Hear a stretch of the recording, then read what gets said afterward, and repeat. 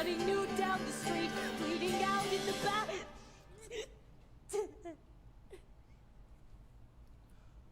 Perfect for you. They got me. Yeah. Great acting. Ready. Hello and welcome. My name is Nick Flip. I'm a composer and a vocalist. And this is Sammy Copes. Hello, I'm a psychiatric nurse practitioner. I've been giving my mental health take on Next to Normal. And this is our last episode. This is our last episode in which everything will come together. And, it's funny because this show, a lot of people talk about the hidden lore or what's the right call. And it's an interesting show. I've already seen it, and it's hard to say what is. So we're going to get to the ending, and we'll have a mental health professional's take on what is the, some of the fun nuance of the ending. So stay around for that. We're going to give our thoughts on the ending. But with that in mind, if you like the content, please hit a like and maybe a sub. Sammy Copes has been great in helping out the channel react to this. I think it's really, really cool. And maybe if you guys really like it, you can ask to see her react to something else, but you'll have to really convince her. She loved this one, but maybe there's not too many Next to Normals. True. We did watch Dear Evan Hansen together. Oh, I think I shouldn't say that. Yeah. They're not the same, I know. No, definitely not the same. And actually, it's interesting now, like kind of looking back at some of the comments of the like comparisons between both. Totally different. Very, very different. But I definitely think this one takes a way more kind of like accurate and deep dive take into mental health. For sure. And I think there's more nuance in this show. Yeah. I feel like Dear Evan Hansen's take is a little bit superficial. Yeah. I feel like this is an open world version of mental health, and the other one is a linear like story track progression. You're like, well, what if I want to go this? Nope, you got to stay on the track. Yeah, good point. All right, let's keep going. Hope you guys like the content. Check out the Patreon if you want. Gilgamesh the Musical coming out very soon, and let's get into it. This is part number 10. 10. We made it. Double digits. It's still on.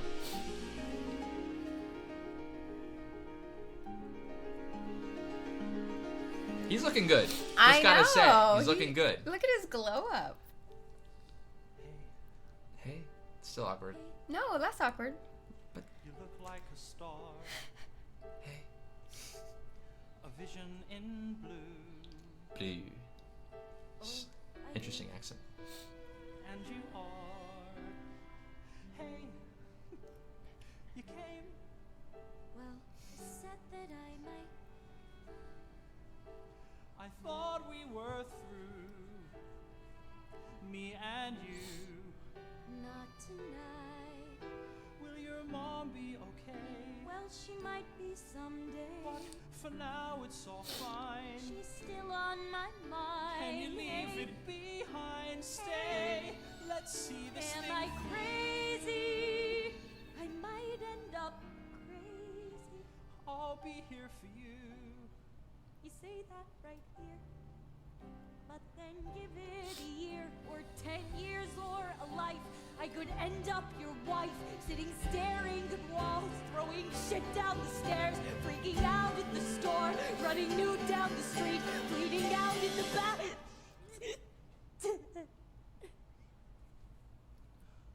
Perfect for you.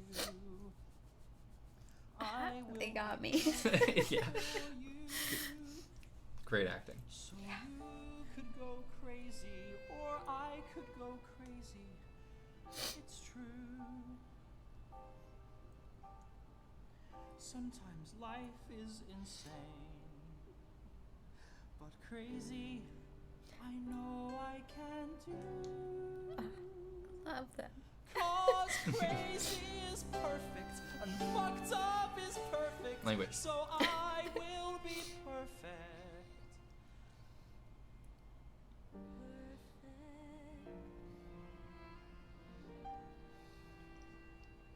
Perfect for you. Oh, that's such a pivotal moment for her too. You can just like see it. She's starting to just like accept, like, okay, we'll try. We'll put the walls down. Yeah. And I feel like you could even see it in her face in that moment. Yeah. The unisons were great because they both agree. So anyway, I'm leaving. I thought you'd like to know. You're faithful, come what may. But clearly, I can't stay. We'd both go mad that way. So here I go. And anyway, I'm leaving. I guess that you can see. I'll try this on my own. A life I've never known. I'll face the dread alone. But I'll be free. With you always beside me. To catch me when I fall. I'd never get to know the feel of solid ground at all. With you always believing that we could still come through. It makes me feel the fool to know that it's not true. What doctors call dysfunction, we tried to call romance. And true, it's quite a trick to tell the dancers from the dance. But rather than let chance take me, I'll take a chance.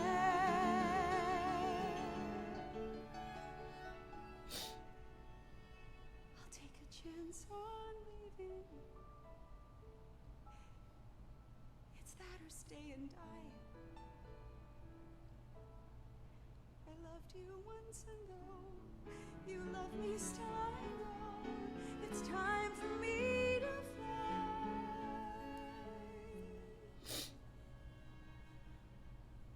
I loved you once, and though I love you still, I know it's time for me to go.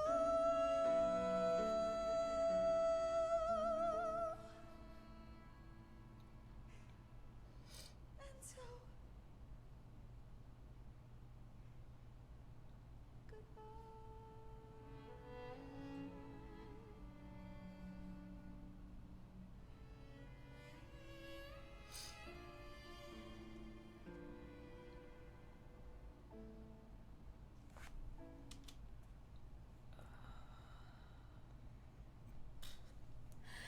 I just went from being so happy for Natalie and Henry. Oh, this was not what my heart wanted from this show. So, But I commented on it in the very beginning too, you know, that the loss of a child sometimes just totally irreparably breaks up and damages a relationship or a marriage. And it is not unusual that it's because, you know, the grief comes in two or more very different forms for people, and there's just no way, you know, eventually to mix those pieces together anymore, for better or worse. It makes me feel so sad for Dan. But part of me wonders too, like, maybe there is a component of this that is what both of them need. You know, Diana made some good points in talking about, you know, you're always here to catch me when I fall and things like that, that maybe she does have to kind of go out alone and deal with this and feel this and be in this in a different way than she ever has before. And maybe it gives Dan a chance to see, like, get maybe a little bit more fulfillment from his own life in a different way too. God, it's just sad.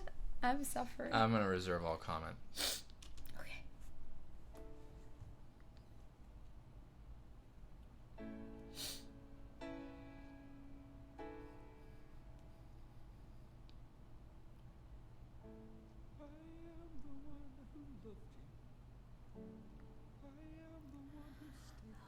Don't give him his own part. And you walked away. I am the one who waited, and now you act like you just don't give a damn. Like you never knew who I am. I am the one who knows.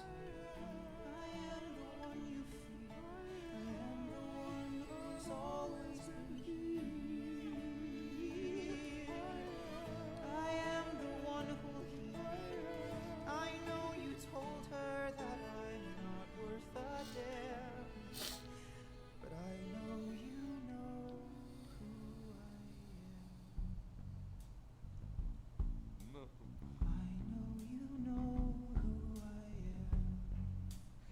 Can't you just leave me alone? I know you know who I am.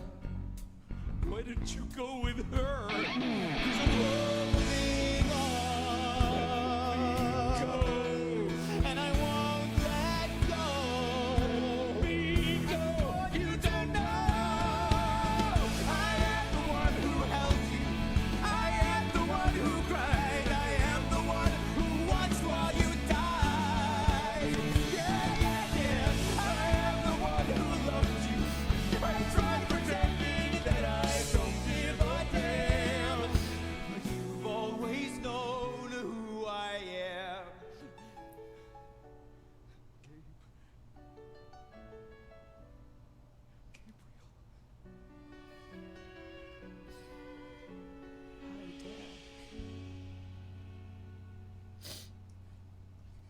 Dad?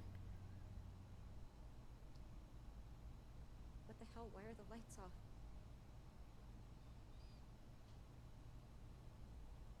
Where's Mom?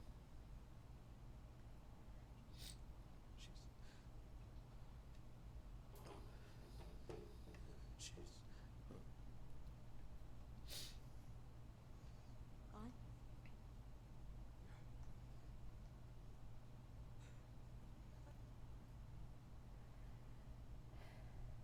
So it's just me and you for now.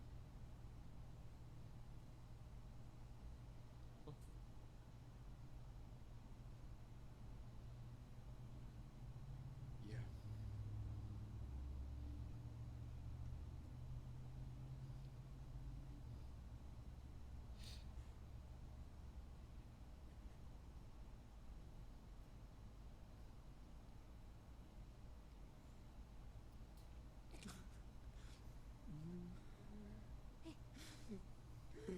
Okay. Okay. We need some light. First of all, we need some light. You can't sit here in the dark and all alone. It's a sorry sight. It's just you and me. We'll live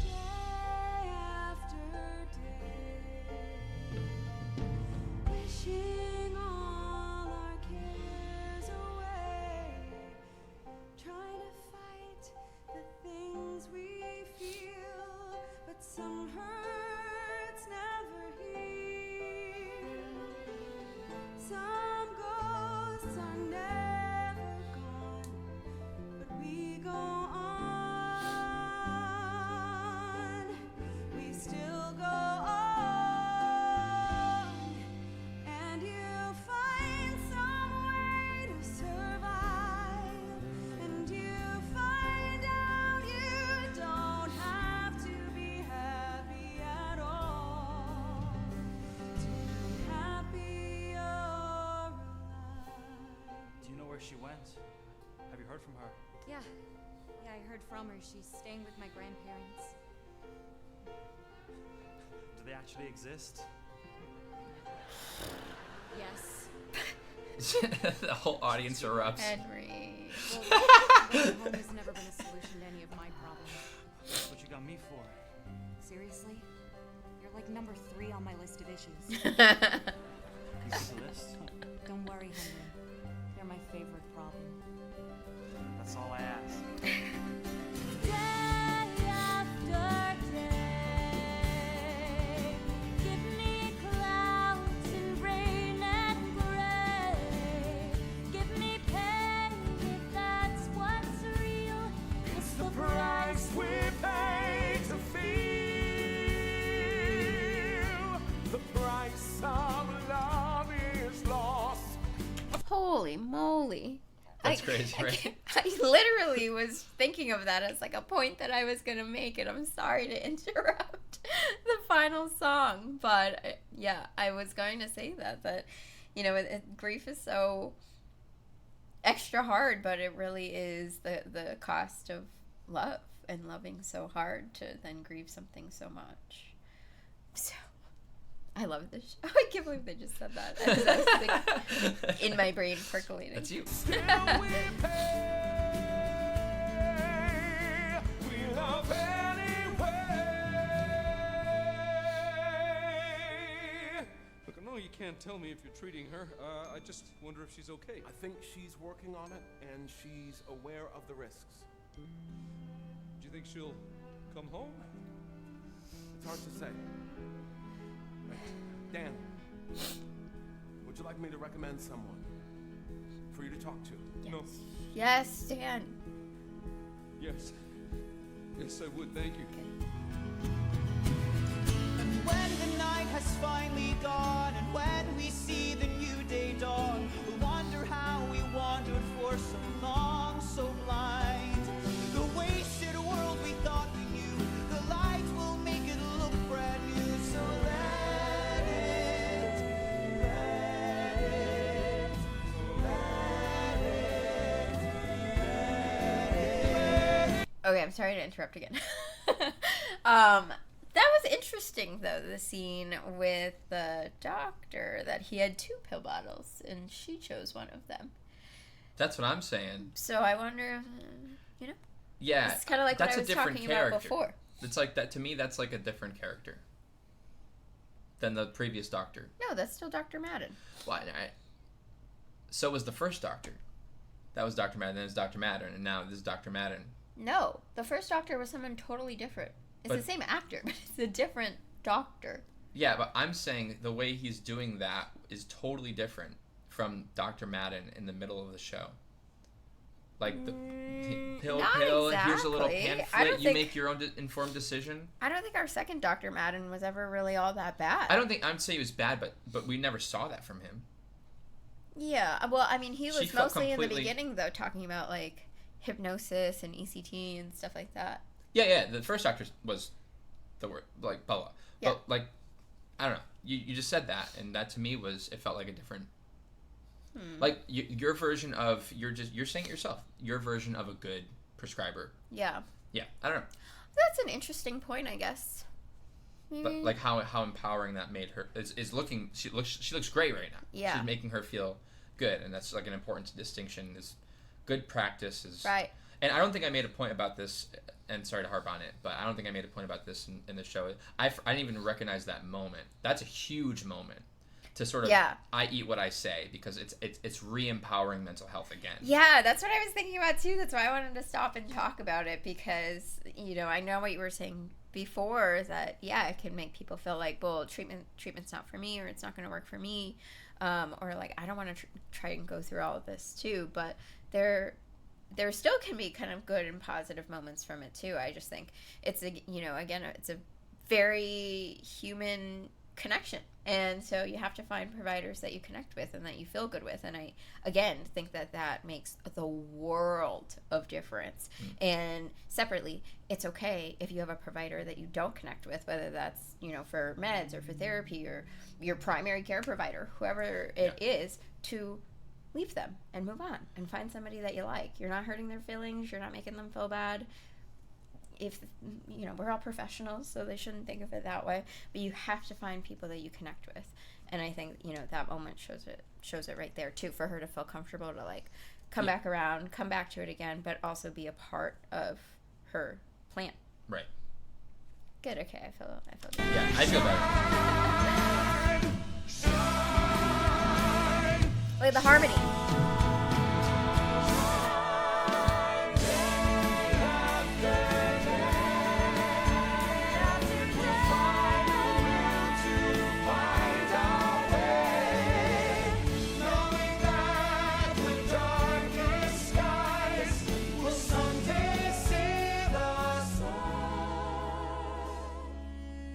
When our long night is done, there will be light. There will be light. When we open up our lives, sons and daughters, husbands, wives, and fight that fight. There will be light. There will be light. There will be light.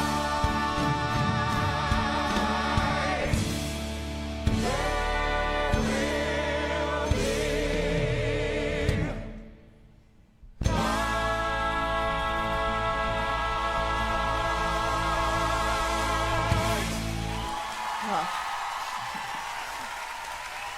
The way I would stand up so fast for that, to clap for them. In person. When in person? Yeah, exactly. Yeah. Wow. Oh my god. I think that's the best musical I've ever seen. And Heard I've it seen here first. Chicago 3 times. We've seen our fair share. You know? Yeah. Yeah. So let's ask the elephant in the room. What do you think of her decision? I think that she did what she needed to do for herself in that moment. I don't know that she could have kept going with treatment at that point when she was at a point where she did not feel ready, or she didn't feel like it was doing anything for her, or everything was just falling apart at that point. The biggest thing, though, is that she had people around her who would still be there for her. The provider, you know, whether that guy was a new provider or Dr. Mann or whatever, it doesn't matter. You know, somebody that she could come back to, family that she can come back to, you know, the support system that's still in place there. That's the biggest thing at the end of the day in being able to navigate any of this. So I'm not going to sit here and criticize, you know, or place judgment on anything when, how can you? You know, it's just a matter of, like, you do what you have to do for yourself in the moments when you need to do it. And then, you know, hopefully you have people who can help guide you along the way, too. And Dan, you know, his... Oh, Dan. What'd you realize about his sort of feelings?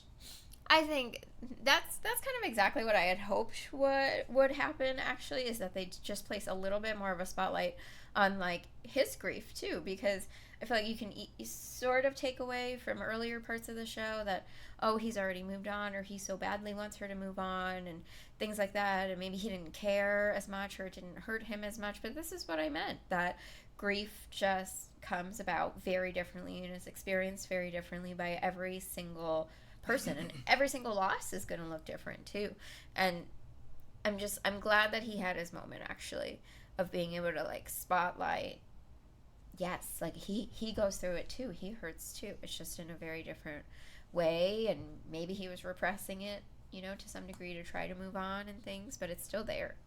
Yeah, in part 3 or 4, I think you were like, I feel like he might be repressing some parts of his grief, and I stared at the camera. You didn't see me, but I was like, she's on it. Dan. I love Dan. I don't know. I just really he connected with him. All right, let me explain me real quick. I totally disagree with her take and her decision making. I think the show gave her a happy ending, but I think in real practice, that's the most, like, if you outlined every part of what she did, you would view that with the most warning signs you'll ever give someone, like left their family, left their all of their support systems, which is like their therapist, whatever, the whole mental health world she was walking away from, and then decided to go on her own after like almost commit suicide. Yeah.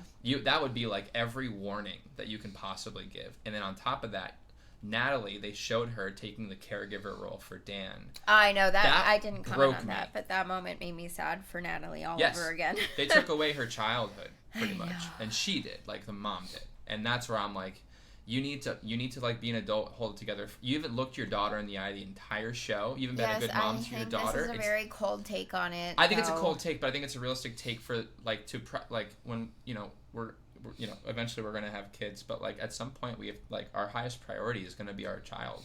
Yeah. And that's important, and she at this point has never made her a priority. Yeah. And for me, I'm like, you finally realize it and you walk away. I know That that hurt. part was. Yeah. That part was So that's hurtful where I'm too. like, it doesn't Especially matter. for Natalie to come home like so hopeful maybe after their conversation, and then And to she's be gone. like, "Where's Mom?"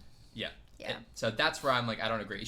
Great for her, but that's like the most selfish thing that she could have done. Unfortunately, it's the best thing for her, Yeah. but it's the most selfish thing that she could. So tell me, you can get mad at me in the comments. I didn't even talk about this really like in my react, but that I feel like that might get people upset about that take. Yeah, I mean, you comment on it when you've lost a child. Absolutely, I know. So. You can I think everyone can say anything about the show, and that's why it's awesome, because there's no right answer, there's Right. no correct answer. Yeah. And you could view it from every angle, but for Dan, the poor dude, I know. he gave Oh, everything Dan. the entire show. I know. Yeah, here's my in-depth take. You tell me what you think. I think Dan actually took his grief for the son, Gabe, and just viewed the wife as his treatment for like the entire show. Yeah. And that also, like, for him, he saw grief, and he couldn't cope with the grief because she was there the entire time. Right. And so that also goes to her case, that she should walk away from that to help Dan, like you were saying. Yeah. But at the same time, like, he needed the whole show to get away, like, to see someone for that. Yes. And And I think that's a very good point, too, that, she was sort of almost a distraction, something to, like, Yes. pour himself into so that he didn't have to focus so much on his grief, and it gave him purpose and meaning still and things like that. But yeah, I agree. Watch the that- show again, and you're gonna see all the small things that they do to sort of solidify that. Yeah, well, I think it says it right in the song that they had together, where we commented on, like, she was singing about losing Gabe, and he was singing about losing her. But and it's funny because it was unison, but it's hard to say why that's unison, because they're saying two separate things. Realistically, if he's talking about her, that's separate, and if she's talking about Gabe, that's separate. Yes, but it's still loss. It's still Exactly, the same and- common theme. Yeah, but it's also their coping mechanisms. Yeah, true. They're talking about the same exact thing, which is coping mechanisms. Yeah. She was his and he was hers. So Yeah. it's just a fun way to look at the entire show. Yeah. 'Cause they're both like plagued by like that stress, someone like beating down them, that what's the word for it? Loss. And the coping mechanisms are there for both of them. Yeah. But you want hers to go away. But for him, you don't want hers to go. Right. But he needed to change that focus. Like, Yeah, she and I isn't think his coping That's mechanism. important too, for him to start to come to like the acknowledgement of his own grief and his loss too, because Huge. to her, I'm sure at times it just seemed like he had probably kind of a cold take on it too, of just like, move on, come on, we gotta go forward and things like that, of just they never really took time to sit down and talk about it and grieve together. They always just, from the moment of it happening, it seems like they just kind of grew further and further apart. I will say, small thing that I didn't realize. I did realize, but I didn't talk about it too much. But from the beginning of the show, we see Dan packing like the stuff that Diane dropped on the ground. Yeah. Dan packs it up. Yeah. And later, like, Dan's blood is on the ground, and Right. he cleans it up again. Yeah. But at the end, it's when she walks out the door, all the stuff is everywhere, and he's not picking it up. Like, if he can't put it away unless, like, she's there. I don't know, it's just a take I thought of, but all the stuff was all over. Or that was him, like, metaphorically, too, Yeah. trying to package everything up. Yeah, exactly. And Yeah. and And hiding this is it. just, like, the last, Yeah. you know. It just can't without her. Yeah. Like, it's just all over. Yeah.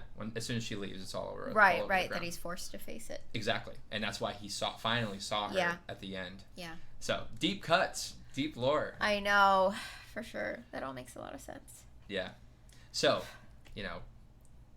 overall, do you feel like it was a good representation of the field of mental health? Yeah, I think it was fantastic. I think it's the best thing I've ever watched for that purpose, in terms of addressing, first of all, the many layers of things in a family or within one person, even in any given situation, that you can have bipolar disorder, and that's underlying, and you can also have grief, and you can also have all the things that come along with that, right? That nobody fits in like a cut and dry box or anything, but also, nobody's just one little individual by themselves either. So there's a family unit, or there's other people in their lives that have all their own separate many layers and issues and things going on too. And how do you bring all that together, and what does that look like in these really extreme circumstances? I thought they did a really great job of really, really paying attention a lot to the nuances that come with mental health treatment, which we've talked a lot about throughout this React series too. Is just it's not all sunshine and rainbows. I don't think mental health treatment deserves to be entirely like demonized or stigmatized, either.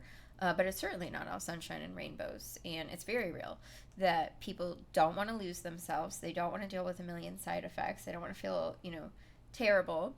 Sometimes they're scared to feel better, as we've talked about a little bit too.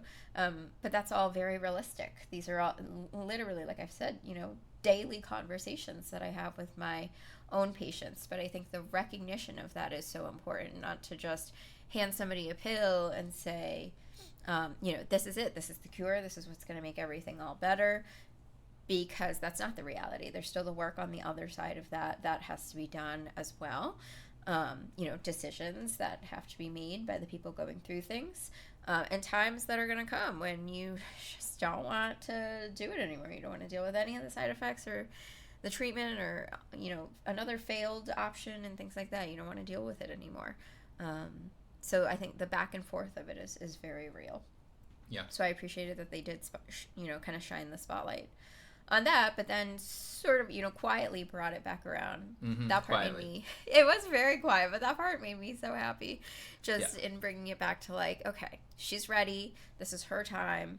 I think that makes a huge difference too, for her to just be in a place where it maybe feels a little more like her choice. It's not Dan saying we have to go to the doctor. It's not, anybody saying we have to do all this her or choice that. there, yeah. Yeah, now it's her coming and saying, need to do this, want to do this, and then the doctor saying, okay, here are your options. What do you actually want to do? So I think that's huge as well. Yeah. And finally, I said at the beginning we would rate the prescribing. So the first psychopharmacologist, 10 out of 10. We can give him a 2. A 2, just because he was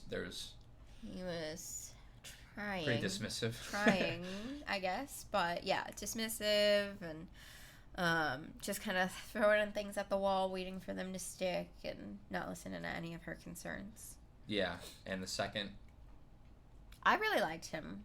Yeah. I would say I'd probably give him like an 8 or a 9.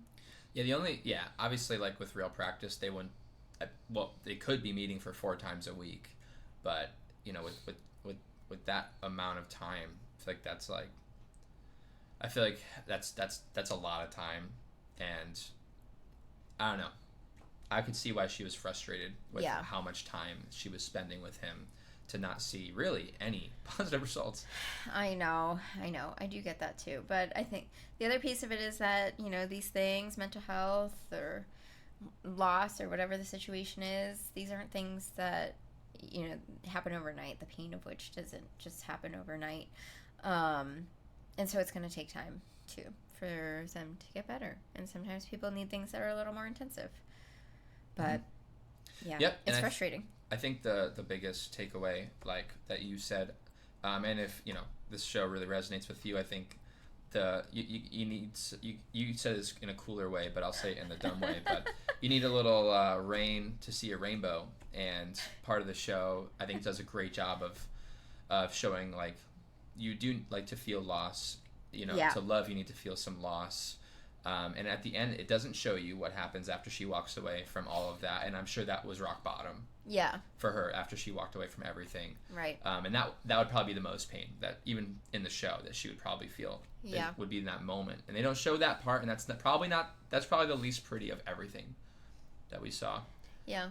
But sometimes you need to hit, like you said, that rock bottom. Yeah. And sometimes it's a matter of deciding which rock bottom is really the bottom. Yeah. And so pretty cool show. Yeah, really great. Loved it so much. And they're all so incredibly talented too. And they all so perfectly portrayed their roles. Like everyone was perfect for exactly what they were doing. So it's cool. Incredible. Yeah, it was really great. I loved it so much. It's fun because the comments are like, there's a much better version, which is people talk about the different versions that they saw maybe on on theaters. Yeah. But because apparently there's like different versions of the casting and people's interpretations obviously would change. Right, that's true. But that would be really interesting. It's hard to see a different version, especially Dan. It's hard to see a different version of Dan. I know. I feel like he's trying so hard. So hard. And he breaks. And that, by the way, him crying. Oh my God. That was terrible. It was such a good, such a real, he's just he's no control anymore. Yeah. Yeah, that one hurt me. I know. Me too. My words were, I can't watch this show anymore. That one hurt me. Let me leave. Yeah. All right, folks. If you enjoyed the react and you made it all the way to the end, congratulations. You are sick. You are awesome. Hope to see you guys in another react. If you can, hit a sub button on the channel. That would help a ton. Maybe you like. And we will catch you all on the flip side. Thank you so much for watching. Yeah. Bye. Bye, guys. Oh, and we'll be in the Discord, by the way, if you want to chat. See you later. And a huge thank you to all of my patrons. All of you make this possible. I appreciate all the support. The flip, the flop, the flippity flip, the flipsy T, Flippinator. You got the flip on the left, you got the flip on the right. That's the flip man. The flip, the flop, the flippity flip, the flipsy T, Flippinator.